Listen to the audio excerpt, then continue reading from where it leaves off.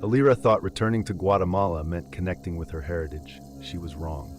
A mysterious cave, an ancient song, and suddenly an angry spirit named Saya has claimed her body. Shadows chase her, whispers torment her mind, and reality begins slipping away. Fighting for control, Alira finds herself pursued by unseen terrors, narrowly escaping danger again and again. Just as darkness closes in, she meets Kalen, a mysterious protector with glowing eyes who pulls her from the brink of possession. But can he save her before Saya consumes her completely? Nothing's certain when two souls battle fiercely for one body. Who will win and at what cost? I never believed in ghosts or ancient spirits, but sometimes life forces you to reconsider. My name's Alira, I'm 24, and music has always been my way of connecting to the world. After touring small venues across the states, I felt drawn back to my roots, to the lush forests of Guatemala where my ancestors once lived. It was supposed to be simple, an indie album inspired by my heritage, capturing the whispers of an ancient culture in each song. Everything changed on the night I performed alone in an old cave near Flores. The cave had once served as a sacred site where priestesses sang to gods, their voices resonating through carved stone halls.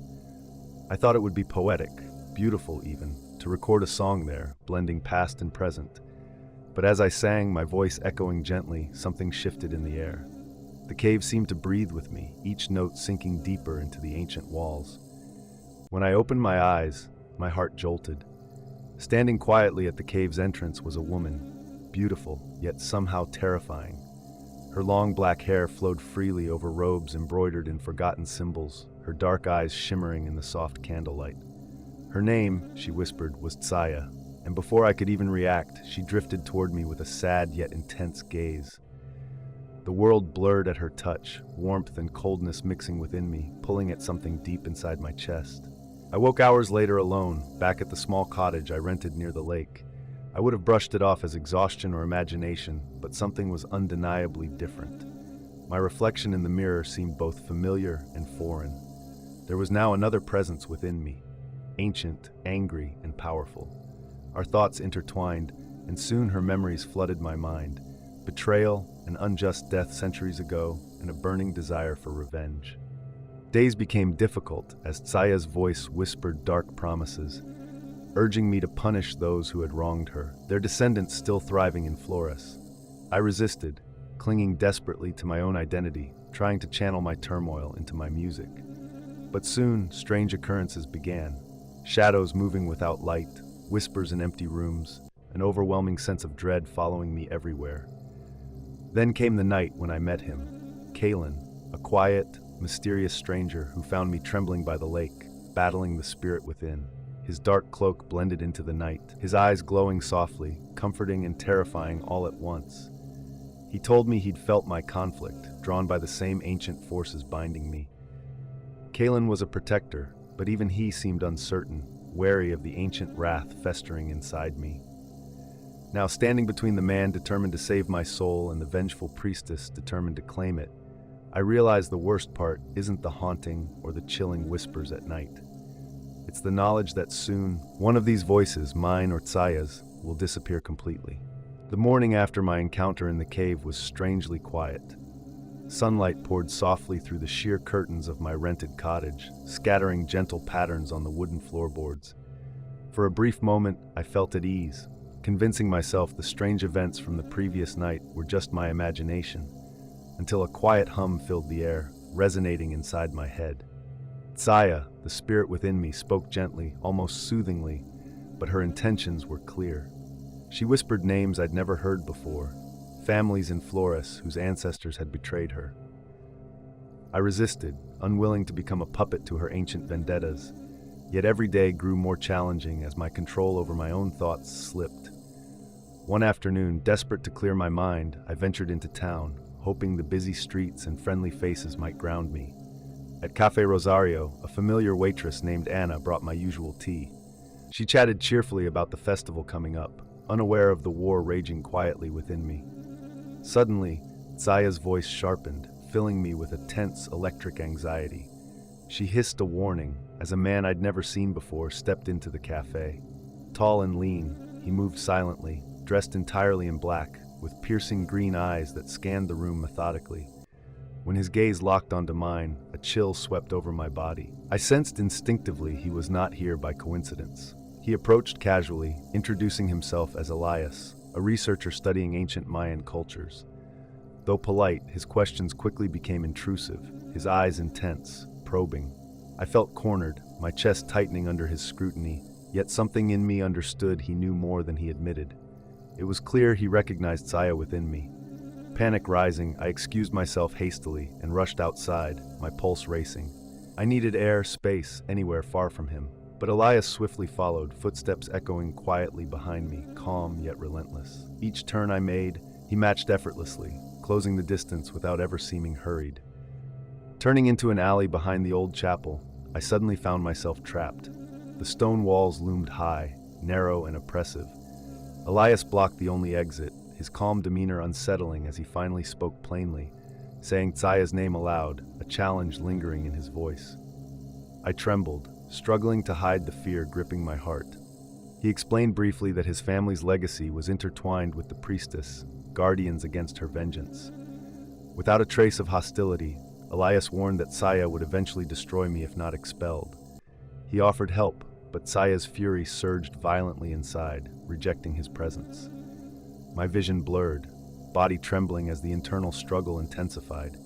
Painful memories that weren't mine flooded my mind, scenes of betrayal, ancient violence, sorrow stretching centuries. I sank slowly to the ground, my breath shallow, gasping as Elias watched helplessly, knowing he could do nothing until I regained control. When I awoke, night had already settled, the alley empty, illuminated only by dim streetlights flickering weakly. Elias had vanished, leaving behind a small silver pendant engraved with strange symbols. My heart ached heavily with confusion, knowing I faced an impossible choice. Trust Elias, a stranger bound to an ancient conflict, or surrender entirely to the growing force of Saya's rage. Walking home that night, I realized my life had shifted permanently. Normalcy was a distant memory, replaced by uncertainty and shadows. Each step felt heavier, the streets strangely deserted, quiet as if sensing the turmoil within me. Arriving home, I hesitated at the cottage's entrance, aware that nothing could shelter me from the truth of what I'd become. Inside, the air was colder than before. Shadows stretched unnaturally across walls, reaching toward me as though alive, hungry. Saya stirred restlessly, her whispering voice harsh, accusing me of betrayal, weakness. My hands shook, clutching the pendant tightly as if it were my last connection to sanity. Suddenly, from the corner of the room, a shadow separated itself, forming slowly into a tall figure cloaked in darkness. Fear surged through me, freezing my limbs, but the figure spoke calmly, his voice deep yet oddly comforting. His name was Kalen, a guardian who sensed my plight, drawn by the ancient struggle within me. Kalen explained softly that he'd once been like me, bound to an angry spirit, barely surviving the fight for his own soul. He offered guidance, promising to teach me how to resist Saya's control. But even as he spoke, Saya screamed furiously inside my head, threatening retribution if I listened to this stranger. Exhausted, overwhelmed, I collapsed onto the old sofa, covering my face as tears slipped quietly down my cheeks. How could I trust anyone now? Who was truly friend or foe in this endless spiritual war that had trapped me? My dreams of music and freedom seemed far away, overshadowed by an ancient hatred I never asked to carry. Kalen gently placed a reassuring hand on my shoulder, promising he'd remain close, watchful. But as dawn approached, I knew peace wouldn't come easily. Two souls battled fiercely within me, one desperate for vengeance, the other aching simply for peace. And between them stood strangers, whose motives were uncertain, shadowy figures whose roles in this unfolding nightmare remained unclear. And in that lonely cottage by the lake, as morning's first light filtered through the curtains, I finally understood the dreadful truth. My life's path had forever changed. I'd become part of something ancient, something powerful and dangerous that wouldn't rest until it consumed everything, leaving behind only memories and unanswered questions. The days following Kalen's arrival blurred together, a strange dance between sanity and madness. My mornings started quietly enough, tea brewing gently on the stove, sunlight streaming softly through the kitchen window. But each evening brought tension, darkness pressing closer, whispers from Saya growing louder and more insistent with each passing hour. Sleep became impossible, and I wandered restlessly, my cottage feeling less like home and more like a prison. Kalen rarely spoke, yet his quiet presence became my only anchor. His eyes always held an intensity that comforted and terrified me at once. I knew he carried secrets he wasn't yet ready to share, and part of me feared learning what those might be. Still, he was there, steady, watchful, as if sensing the internal storm that grew stronger inside me. One afternoon, unable to bear the heavy silence any longer, I invited my closest friend Maya to visit. Maya and I had grown up together in Denver.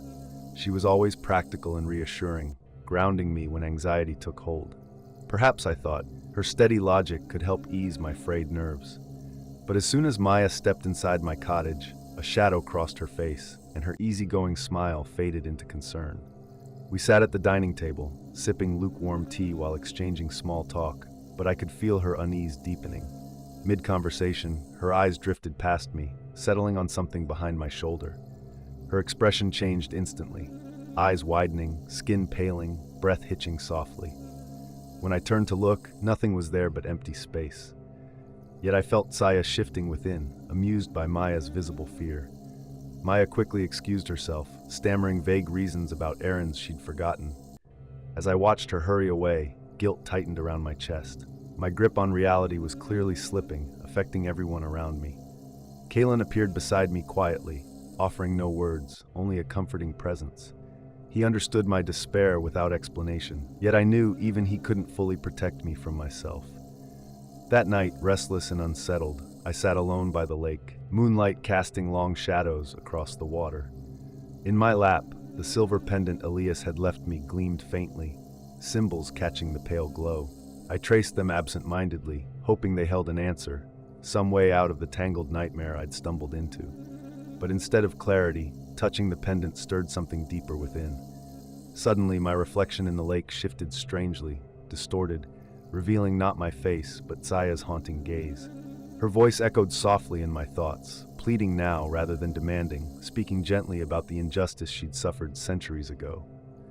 Her sorrow resonated deeply, intertwining with my own heartache until our feelings seemed indistinguishable. For the first time, I empathized with her anger.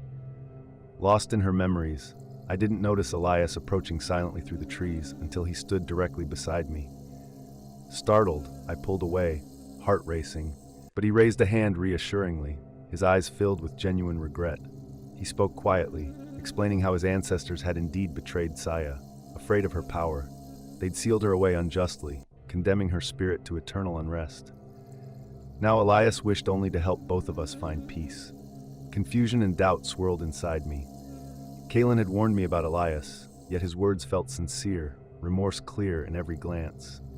Before I could respond, the lake rippled violently, reflections twisting and writhing. An icy wind whipped around us, scattering leaves, extinguishing moonlight. The shadows deepened, shaping into a towering figure, cloaked entirely in black, features obscured except for burning red eyes. Fear paralyzed me instantly, dread flooding my veins. Elias stood protectively before me, confronting the shadowy entity. Harsh whispers echoed through the darkness, ancient accusations exchanged between Elias and the figure. Suddenly, the presence surged forward aggressively, reaching past Elias, aiming directly toward me. I closed my eyes instinctively, bracing for impact that never came. Opening them slowly, I saw Kalen standing in front of me instead, eyes glowing fiercely, confronting the shadow directly. The figure recoiled slightly, as though recognizing something unexpected in Kalen. Quiet tension filled the air as Kalen spoke calmly but firmly, warning the shadow to retreat. Slowly, the entity dissolved into darkness, leaving us alone by the silent lake once more. Elias stepped back, breathing heavily, face pale with shock. Kalen turned to me, his eyes gentle yet troubled. He finally revealed his truth. He wasn't merely human, but a guardian spirit himself, bound eternally to protect those endangered by spirits like Saya. His existence was devoted entirely to preventing innocent souls from suffering the same torment he once endured. Stunned, I stared between Elias and Kalen, understanding that my life had become deeply entwined in an ancient conflict, a cycle repeating endlessly. Both offered paths to salvation, yet choosing felt impossible. Did peace require embracing Tsaya's anger and Elias's remorse, or accepting Keelan's sacrifice? Returning home that night, emotions tangled painfully inside me. Alone again, the cottage walls seemed to close tighter, silence heavier than before. I understood clearly now that freedom wouldn't come without cost, and every choice held deep consequences. My heart ached profoundly, realizing I stood at the crossroads of a history that refused to die, each decision bringing me closer to becoming something I no longer recognized. As sleep finally overtook me, I knew one certainty remained. Whatever lay ahead, the scars this journey left behind would never fade completely. After Kalen's revelation, I tried returning to something resembling normal life, but each day blurred uneasily into the next, leaving me questioning what normal even meant anymore. Sometimes I'd lose minutes staring at the mirror, wondering whose eyes were looking back at me, mine or Tsaya's. Maybe they belonged to both of us now. My childhood friend Isabel visited unexpectedly on a breezy Saturday afternoon. She'd driven from Colorado after hearing from Maya that I wasn't doing well. Isabel had always been skeptical, analytical, and blunt, qualities I desperately needed. As we sat on the porch overlooking the lake, she gently asked what was troubling me, her dark eyes searching my face for clues. Hesitation gripped me, but eventually, I poured out everything: the cave, Tsaya's possession, Elias's warnings, Kalen's true identity. Isabel listened carefully, nodding calmly, her expression unreadable. When I finished, silence stretched painfully. Finally, she said quietly that belief didn't matter. Whatever I was experiencing was real enough to affect me, and that alone justified action. Encouraged by her pragmatic response, I decided to confront Kalen directly, hoping clarity would help. Isabel insisted on accompanying me, her logical presence reassuring. We found Kalen at dusk, standing near the forest edge as though expecting us. His eyes reflected sadness as he spoke quietly, warning that my bond with Tsaya had grown dangerously strong. He believed soon we would merge completely, losing ourselves forever. Alarm surged through me. Isabel's steady voice cut sharply into the silence, demanding a solution. Kalen hesitated, then mentioned a ritual that could separate us, painful, difficult, and risky.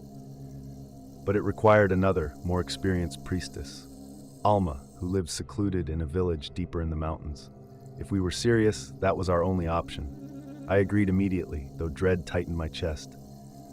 The journey to Alma's village began early next morning, the air heavy and thick with tension.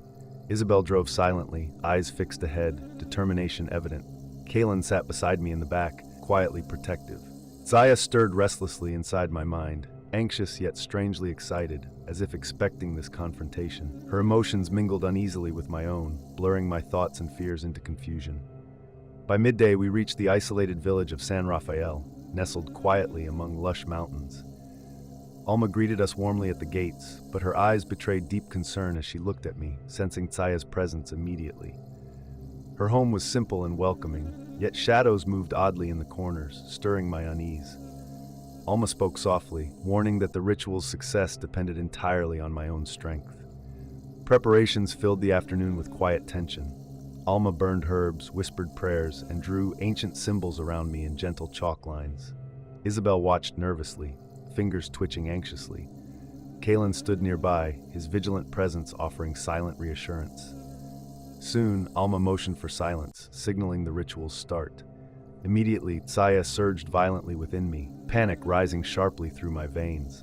Alma began chanting rhythmically, her voice blending smoothly with the whispers filling the air. Pain jolted through my body, intense but strangely cleansing, as though invisible threads holding Tsaya to me were slowly being pulled apart. Tsaya screamed angrily inside my mind, pleading desperately, her voice filled with genuine sorrow and fear of abandonment. My heart twisted sharply with unexpected pity. Then something shifted drastically. Darkness flooded the room, the air thickened unbearably. Alma gasped sharply, stumbling back, terror etched deeply on her face. Isabel reached instinctively for me, but froze mid-step, eyes wide in shock. The shadows solidified abruptly, forming clearly into a figure, distinctly familiar yet terrifyingly unknown. Elias stood there, calm yet menacing, surrounded by swirling darkness. Elias smiled gently, though his eyes gleamed coldly. He revealed calmly that Alma's ritual had indeed worked, but differently than intended. It had released Saya, giving her independent form. As if on cue, another shadow emerged gracefully beside him. Tsaya herself, beautiful, fierce, and devastatingly powerful. Her presence resonated strongly within me, though she was clearly separate now, tangible and frighteningly real. Confusion and betrayal washed painfully over me. Elias apologized softly, explaining that his family's real purpose was never protection, but control over powerful spirits like Tsaya. Now freed, Tsaya and Elias planned to reclaim Flores and punish those they deemed guilty. My interference had been useful, yet ultimately disposable. Tsaya's gaze softened slightly when meeting mine, genuine regret flickering briefly in her eyes. Then, with unsettling swiftness, Tsaya and Elias vanished into darkness, leaving us trembling silently in Alma's now empty home. Shocked silence lingered painfully, reality sinking heavily into my consciousness. Alma recovered slowly, whispering softly that although Tsaya was gone from my body, our spirits remained deeply connected. Her fate was still entwined with mine, now more dangerously than ever before. We drove back quietly that night, my thoughts jumbled, emotions fractured. Isabel's steady presence offered little comfort now, Keelan's worried gaze unable to erase the turmoil raging inside me. At home, the cottage felt emptier than ever, the absence of Tsaya strangely painful despite the relief. Our separation hadn't healed me. It had torn a deeper wound, leaving me permanently incomplete. Sitting alone in silence, I realized painfully that freedom didn't always mean peace. The echoes of Tsaya's voice lingered gently in my mind, reminders of shared sorrow, rage, and desire for justice. I wondered quietly if perhaps separation was an illusion after all, our bond too deep, too complex to sever completely. As sleep claimed me reluctantly, the truth settled heavily into my heart. Sometimes, escaping the past means carrying it forever, wrapped tightly around your soul, shaping every step forward with invisible chains no ritual could break. Life tried returning to normal after that strange night in San Rafael, but how could it ever? Each morning I stood by my kitchen window, staring blankly out over the lake. Calm water, distant trees, and the gentle buzz of hummingbirds reminded me of simpler times, days when life made sense. Yet peace remained just out of reach. My phone buzzed softly one morning, startling me from thoughts of Tsaya and Elias. It was Sarah, a close friend from my touring days. She invited me to join a small music gathering in Flores, suggesting music might heal the lingering ache inside me. Doubts crept up instantly, but loneliness made the decision easy. Arriving at the cozy lakeside cafe, familiar melodies greeted me warmly. Sarah introduced me to two other musicians, Thomas, a guitarist with kind eyes, and Gabriella, whose voice echoed beautifully, almost hauntingly.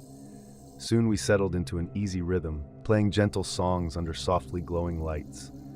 For a brief moment I almost felt like myself again, yet the warmth faded quickly. Midway through our third song, Gabriella's voice shifted strangely, becoming deeper, older. A chill slipped down my spine. Her eyes locked onto mine, reflecting recognition, an ancient awareness I'd felt before. The others seemed oblivious, continuing harmonies as though nothing unusual occurred. Gabriella stood suddenly, stepping away from us toward the dark lakeside, still singing softly.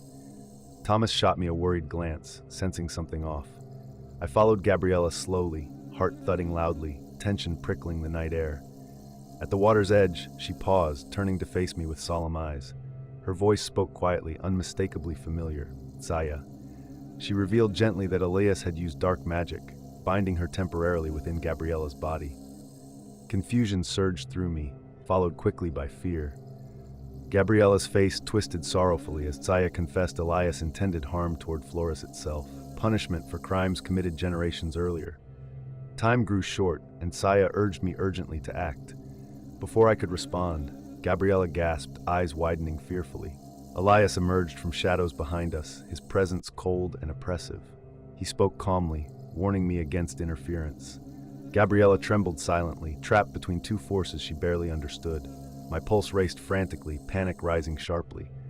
Thomas suddenly appeared, stepping protectively between us and Elias. His gentle demeanor now fierce, determined. He commanded Elias to leave, voice surprisingly strong. Elias merely smiled faintly, challenging Thomas's resolve silently. Seconds stretched unbearably until Elias retreated slowly, vanishing into darkness once more. Shaken, we gathered silently back inside the cafe. Gabriella struggled to understand her role, eyes haunted and confused. Thomas admitted quietly he had felt something strange from the moment he met Elias days earlier, sensing darkness beneath Elias's polite surface. Sarah listened worriedly, urging caution and action equally.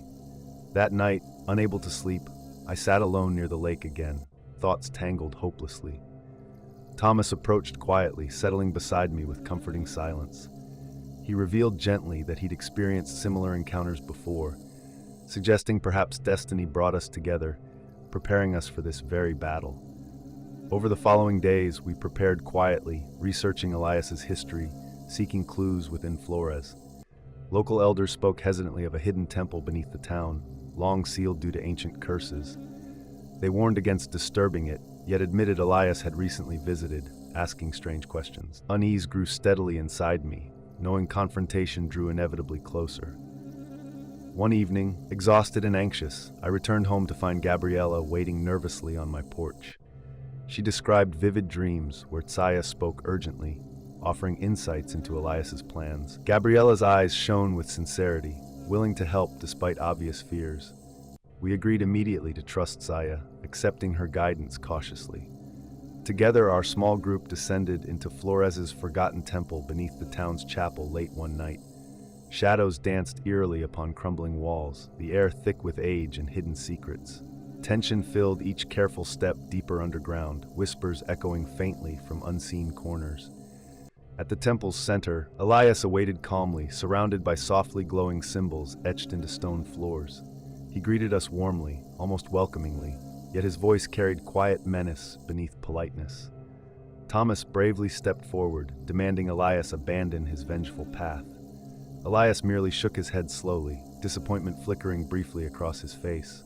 Suddenly, Gabriella stiffened, voice changing abruptly as Tsaya's spirit surged forward, confronting Elias directly. Her words resonated powerfully, accusing Elias of twisting justice into cruelty, betraying their ancient shared past. Elias visibly faltered, surprised by Tsaya's unexpected strength. In those crucial moments, clarity flooded through me. We weren't merely confronting Elias's anger, but centuries of unresolved sorrow. Stepping forward cautiously, I gently reminded Elias that revenge would never heal old wounds, it only deepened them. Silence stretched between us, charged with quiet tension. Elias's face softened slowly, eyes glistening with restrained emotion. He murmured regretfully that perhaps we were right, the cycle had trapped him too. Suddenly weary, Elias faded gradually, shadows reclaiming him peacefully. Tsaya's presence eased gently, whispering softly in Gabriella's voice, expressing gratitude and farewell. Exiting silently afterward, we found Flores bathed gently in dawn's first light. Relief blended warmly with lingering sadness, understanding our lives had permanently changed. Friends embraced quietly,